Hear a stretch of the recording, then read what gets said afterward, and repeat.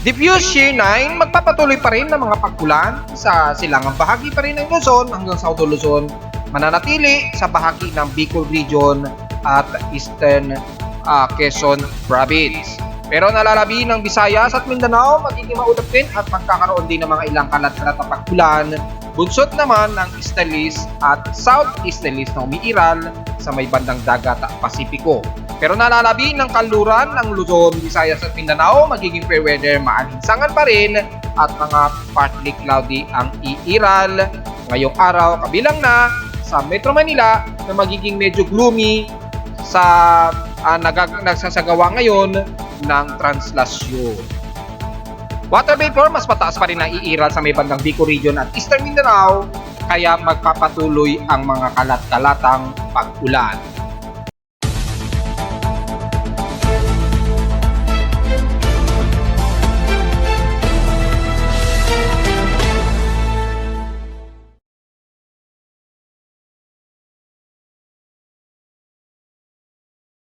Hello, good morning mga folks. Welcome po muli sa ating daily weather bulletin at analysis para sa araw ng Martes, January 9, 2024. Ang oras nating boss may maga ay alas 11:08 na ng umaga. Baka naman mayroon na namang magtataka bakit despite na sinasabi ni Pag-asa na nagkakaroon na ng dry season, dry o tagtuyot sa kanluran ng bansa, ba't maulan daw sa bahagi pa rin ng Bicol Region. Ipaliwanag ko na nga po yan ng ilang beses at kung titingnan natin ngayon sa ating microwave Doppler imagery, makikita ang pag-ulan, moderate and some heavy rain showers na kumakalat ngayon sa bahagi nito ng Camarines Norte at bahagi ng Camarines Sur, kabilang na ang Dayat Camarines Norte, Santa Elena, kabilang na pababa ng Sipokot at the rest ng dyan sa may bandang Karamuan, Naga, hanggang bahagi na yan ng Iriga at Legazpi, damay na rin ang bahagi ng Catanduanes. Dahil despite na medyo nadidiffuse o manipis yung shear line ngayon o umiiral dito sa bahagi ng Southern Luzon, asahan pa rin ang mga patuloy na mga kalat-kalat na pag-ulan dyan sa silangang bahagi pa rin ng Northern at Southern Luzon area. Nakaraang taon ko nga po na ipaliwanag na yan na kapag sa buwan ng Disyembre hanggang sa unang 2 buwan ng susunod na taon ay makakaranas talaga kayo ng tag-ulan o halos tag-ulan dyan sa bahagi ng silangan ng bansa, especially sa Luzon at Southern Luzon area. Kaya sa mga kababayan na patuloy na inuulan sa bahagi ng Polillo Islands at ilang bahagi ng Quezon Province hanggang dyan sa bahagi nga po ng Bicol Region, ay ingat at pagdala ng pananggalang pa rin sa ulan at asahan po ng dynamic range ng kalat-kalat na pag-ulan at inaasahan na may mga ilang moderate and some heavy rain showers pa rin ang iiral sa inyong lugar. Lalo na sa buong silangan nga po ng Luzon area at Visayas at ilang areas din ng Mindanao na aking tatalakayin maya-maya lamang. Sa ating current conditions, overcast gloomy pa rin, klaro at mostly cloudy dito sa amin sa Caloocan City, dito sa West Grace Park, at makikita naman sa ating live CCTV na medyo gloomy po tayo at maulap ang himpa po rin. Normal yan kapag may amihan tayo na nag-accumulate dahil sa init na hangin na nanggagaling sa dagat Pasipiko sa silangan. Normal po yan at nagiging gloomy tayo, pero mababa ang tsansa ng pag-ulan.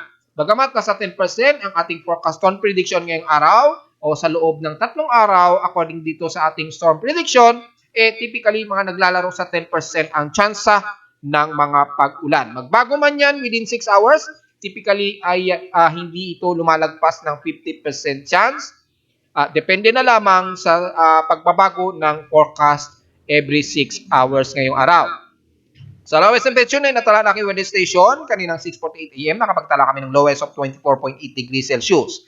Kahapon, nakapagtala kami ng medyo comfortable pa rin na highest na temperatura o alinsangan kahapon, lumabot ng 31.3 degrees Celsius kahapon ng 10:41 AM. Ibig sabihin lamang na bahagyaring mababa ang ating heat index na nasa 38.1 degrees Celsius, halos stationary since mga nakaraang araw. Titingnan naman natin sa sa init pandama o heat index sa mga iba't ibang weather stations ni Pag-asa. Kahapon ng 8, makikita po na halos walang umaabot sa pinaka-danger level ang heat index kay Pag-asa. So wala po tayong makukomento ngayon dito dahil halos comfortable na mababa ang heat index sa buong bansa. Pero sa ating PH streams in past 24 hours, nangunguna pa rin ang Mindoro nasa San Jose na umabot sa 35.6 degrees Celsius. Pero sa pagdating sa Baguio City ay bahagya itong tumaas ng konti na umabot sa 16 degrees Celsius, ang pinakamababang temperatura sa Baguio City at sa buong bansa. Di na natin din i-disregard pa rin ang Benguet, yung Atok Benguet, dahil automatic talagang napakababa niyan. Hindi masyado practical na ikukumpara natin sa mga temperatura sa buong bansa. Logical na po talaga yan, unlike sa Baguio City. Sa Inola naman, gaya na aking sinabi, ang silangan pa rin ng bansa dyan sa lalo na sa may bandang Dayat, Camarines Norte, na umabot sila ng halos violent rain showers to torrential na umabot ng 221 millimeters ang kanilang total rainfall at mukhang umulan yata sa amin sa Caloocan pero drizzle rain lamang umabot ng 0.6 millimeter ang ulan sa amin. Typically, mga bandang madaling araw yan. Well, sa mga nagtatanong, paano ko nalalaman kung anong oras ito umuulan? Well, meron tayong weather trend graphs at kung sisilipin natin sa precipitation, kung anong oras ito umulan, well, umulan ito bandang 6:24 AM. Nagsimula ito at tumigil na lang ito mga bandang 8:04 AM. Ayan po, malinaw po yan mga folks na namomonitor natin at namomonitor natin ang oras ng pag-ulan kanina sa amin sa Caloocan. Pero dahil drizzle rains lamang ito o halos parang wisik lang, ay baliwala ito mga folks. At sa ating outside humidity, ayan, bahagyang mataas po ito at 71% pero bumababa ito ng 6% since last hour. Nanatiling mataas ang ating atmospheric pressure o ating isobars na sa 1,012 hectopascals po ang ating barometric pressure dito sa Luzon, kabilang na ang Metro Manila, ayon yan sa aking weather station sa Caloocan. So, manatiling mataas ang ating atmospheric. Well, presensya pa rin kasi yan ng ating amihan o northeast monsoon na medyo nadidiffuse po siya o medyo bahagyang humihina po mga folks. Sa high tide and low tide status ay manatiling mababa po ang ating tide level sa Manila Bay na may 8 hours and 37 minutes pa po to maximum high tide o mamayang gabi na po ito ng 7:51 PM. O sa mga magtatanong ulit, sa mga tamad sumilip sa aking website ay gusto malaman ang taas ng level nito, halos sa gatalampakan lamang ang level ng tubig kapag kayo nasa pangpang ng Manila Bay, halos labas po ang lupa dahil mababaw ito at negative 0.2 lamang ang metro ng taas nito. So talagang napakababaw. Magra-rising lamang ito simula bandang 7:24 PM. So gabi pa po sisimula ang magkakaroon ng high tide at inaasahan mga bandang mga around mga 8 o 9 PM, aabot na ito ng mahigit sa 1 meter ang taas ng water level. So, yun po. Gabi pa po magkakaroon ng high tide. So, layo-layo muna sa mga mangingisda natin na natili tayong mababa ang level ng tubig dyan. At sa ating almanac, sumikat ang haring araw kaninang 6:20 AM at nasang lulubog itong mamayang hapon at 5:42 PM. Almost new moon na po tayo, 6% na lamang ang illuminated ng waning crescent ng sinag ng buwan. So wala na po tayong magiging report nito bukas muna pag ito ay nag-new moon. Pero sa ngayon, sisikat ito kinabukasan na po na madaling araw at 5:02 AM at lulubog na ito mga 3:24 PM na po kinabukasan sa susunod na po na araw. So hanggang ngayon na lang po ako mag-a-adding ng report sa situation sa moonrise at moonset dahil new moon na po tayo almost. Sa ating local weather outlook para ngayong Martes at Miyerkules, magiging partly cloudy nga po ang ating maghapon. 10% lamang ang chance na pag-ulan. Typically, magkaroon man ay drizzle rains lamang ito o halos wisik lang. Bukas ng Miyerkules, ganun din, magiging maulap daw ang hapon. So, probably sa umaga, magiging medyo klaro siguro bukas. Magkakaroon din ng mga ilang partly cloudy, pero sa hapon, magiging mas maulap daw ang ating hapon. Tuloy-tuloy na yan. Chance ng pag-ulan, naglalaro sa 10 to 13% chance ng pag-ulan. Highest and lowest temperature expected in 2 days. Maglalaro po sa 31 to 32 degrees Celsius ang highest temperature at ang lowest temperature expected ay nasa 24 to 25 degrees Celsius. So, diretso agad tayo sa ating ginamit sa satellite imagery para sa lagay ng panahon ngayong araw. Makikita po sa ating infrared heavy rain potential. Halos sabay bahagi lamang ng bandang pagitan ng Leyte at Surigao del Norte ang may mga clusterized na mga heavy rain showers. So, take note yan sa mga taga Mindanao at bandang Leyte. Pagitan po may mga mas maula po at nakakaranas kayo dyan ng mga kalat-lat na pag-ulan na may ilang moderate and heavy rain showers. So, ingat na lamang po mga folks. Unahin na natin sa bahagi ng Mindanao dahil mas inuulan sila dito sa may silangang bahagi, lalo na sa bahagi ng Caraga at pababa na po ng San Francisco, Hinatuan, Compostela Valley at ilang bahagi ng Davao de Oro area. Lalo na dyan sa bahagi po ng Bisliga, moderate and some heavy rain showers kung umiiral ngayon dyan. So ingat po sa mga pagbaha at huwag naman sana mangyari ang mga pagguhong ng lupa, kabilang na ang areas ng Compostela Valley all the way ng ilang areas ng Davao del Norte. So damay ang Davao City area mula dyan sa may bandang Carmen-Tagum, Kapulong at Panabo area. So mas maula po generally ang buong bahagi ng Davao Region. Ingat na lamang po sa potensyal ng mga malalasang pag-ulan lalo na sa silangang bahagi ng Mindanao na nabanggit ko sa Surigao del Sur at ilang bahagi ng Surigao del Norte area. Sa kanluran naman ng Mindanao, mula dyan sa may bandang Sorsogon area, BARMM at Zamboanga Peninsula, magiging partly to cloudy lamang at fair weather at mas maalinsangan po ang temperatura ninyo dyan. Magkaroon man ng mga ilang isolated rain showers dahil sa ating south at easterlies na nanggagaling sa may bandang southern part hemisphere, lagpas ng Ecuador. May mga ilang southeasterlies po na medyo dumadaloy po dyan. So, yung cluster na ito ng trough na nagpapang-abot sa silangan ng Mindanao ang magbubunsod po ng mga ilang kalat-kalat na mga pag-ulan sa silangang bahagi nga po ng Mindanao na merong umaabot sa bahagi po ng Visayas area. Typically, mga ilang clusterized lamang na mga pag-ulan, di gaya sa kalurang bahagi na mas fair weather at maalinsangan po ang iiral. And the rest ng Visayas, magiging partly to muslikaw din pong iiral sa halos buong Visayas, mapasilangan man yan, mapakanluran, pero magiging gloomy po ang areas ng Bacolod hanggang dyan sa may bandang Dumaguete at Siquijor sa buong Negros Region. Kabilang na ang Central Visayas, Cebu, Bohol na po yan, at Eastern Visayas, kabilang na ang buong Leyte at Eastern Samar Region. Magiging gloomy rin po ang himpapawid ngayon dyan. Magkakaroon ng mga ilang isolated rain showers nitong maghapon. Kaya magdala po ng pananggalang sa ulan bukod sa mga pagsikat ng araw. Sa may bandang Panay Island, typically sa may bahagi ng Iloilo at ilang bahagi ng San Joaquin at San Jose de Bautista, hopefully hindi sila bina-brown out ngayon dyan, ay magiging partly cloudy lamang at magkakaroon ng mga ilang fair weather sa hilagang bahagi ng Panay.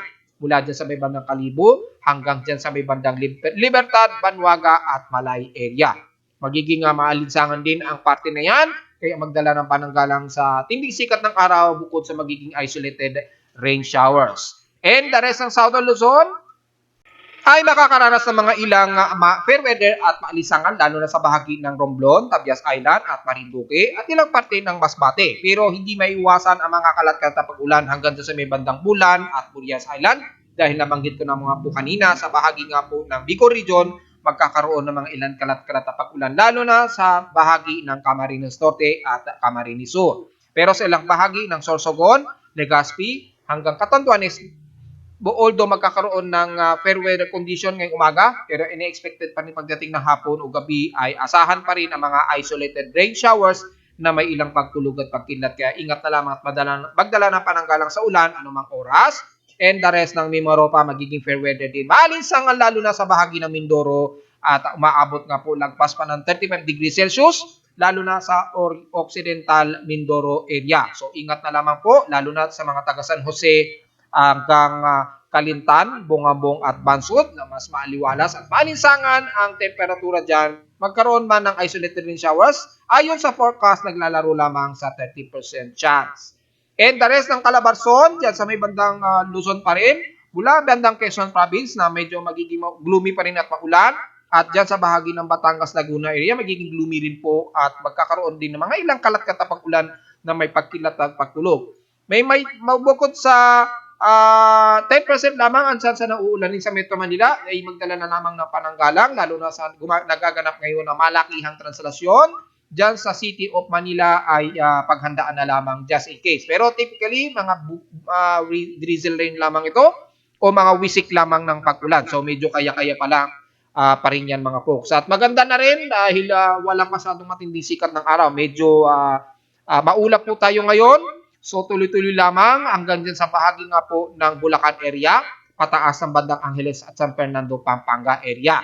And the rest ng Quezon Province hanggang Kasiguran, Aurora, mas gloomy po tayo dyan, maulap, at magkakaroon din ng mga kalat-kalat na ulan na ilang may mga moderate and some heavy rain showers, kabilang nga sa area na yan ng Polillo, damay na hanggang Bicol region. Take note yan ha. And the rest ng Northern Luzon, sa silangan muna ay mas magiging maulap po ang iiral dyan. Yung diffuse po na shear line o manipis na shear line, halos na diffuse na po. Umiiral pa rin ang ating northeast monsoon sa hilagang bahagi ng Luzon na umaabot sa Metro Manila. Naramdam pa rin natin ang cold breeze na malamig na singmoy ng hangin, pero nai-interrupt kasi ng salubungan ng tuloy-tuloy na easterlies dito sa silangang bahagi ng bansa, kaya patuloy po na nagkakaroon ng regenerative na water vapor, lalo na sa inuulan sa may bahagi ng Bicol region at eastern part ng northeastern Luzon. Pero gaya pa rin ng mga nakarang araw, manatiling dry po ang kanlurang bahagi ng Northern Luzon mula sa Ilocos Norte, pababa na yan ng La Union. Kasama na ang bahagi ng Baguio at bahagi ng Pangasinan area sa Dagupan and the rest ng Central Luzon at bahagi ng Zambales area. So, naipaliwanag na natin tungkol sa drought. So, hopefully, ina-action na niyan ng ating local LGUs ngayong maaga pa lamang habang hindi pa lumalala. At ang the rest ng bahagi ng Batanes Group of Islands, kabilang na ang Cordillera Administrative Region at Cagayan Valley, magiging partly cloudy at medyo fair weather po tayo dyan at bugso ng malamig na simoy ng hangin at magiging maaraw, pero mas madalas po ang mga partly cloudy sa maghapon mga folks. Lalo na dyan sa may bandang silangang bahagi ng Tugigaraw sa Bagao, Gonzaga, pababa na po yan ng Kawayan City. Ingat na lamang sa mga posibilidad ng mga isolated rain showers, typically mga ilang light rain showers ang mas madalas.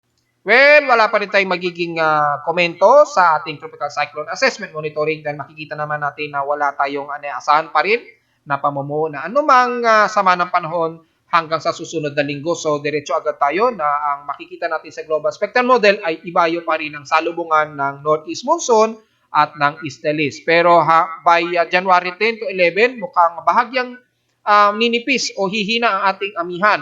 At magre-restore na lamang ito by mga bandang January 12 to January 15, 2024. Makikita natin na bahagyang numinipis po pagdating ng bandang January 11. Bukas hanggang January 11, medyo numinipis po yung ating amihan. Ayan o.